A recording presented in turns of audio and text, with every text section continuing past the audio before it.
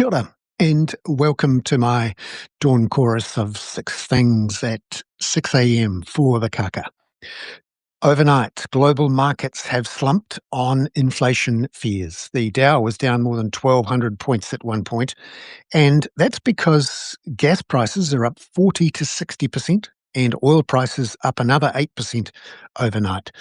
Brent crude is now at nearly $83 US a barrel, and that's creating inflation fears on markets. So we saw global interest rates on wholesale markets rise because people are worried that central banks won't be able to cut rates. And of course, that worried people who want to see stock prices go up.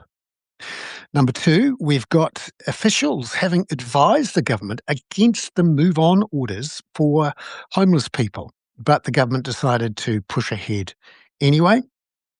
And we've also got news from Downer, which is saying that it will. It's planning to hold meetings with staff later on today, and that's because it is facing spending cuts and spending freezes from NZTA. And Downer has about 26,000 staff. That's according to the press this morning. Also, news from Centrix yesterday that business loan demand has actually fallen in February from a year ago. And that's contrary to some of the comments we've seen in business confidence surveys and, of course, the investment boost that came out in the budget. There's a lack of demand from consumers and other businesses, and also plenty of liquidations in construction and in hospitality as well, which it turns out the IRD is triggering. Now, 69% of all liquidations are triggered by the IRD, who are chasing nearly $5 billion worth of debt from companies, most of whom are small to medium enterprises.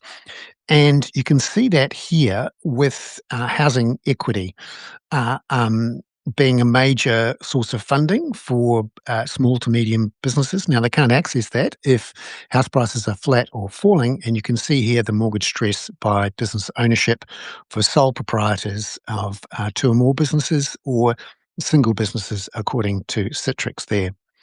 And finally, Kiwis are not thrilled with the idea of New Zealand joining Australia as a seventh state, with 65% opposed in a poll out last night in the Post. And just finally, here's the cartoon of the day, which you can find at the bottom of today's email newsletter.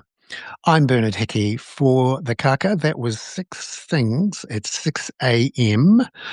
for a dawn chorus, which is available to paying subscribers. Ka kite no.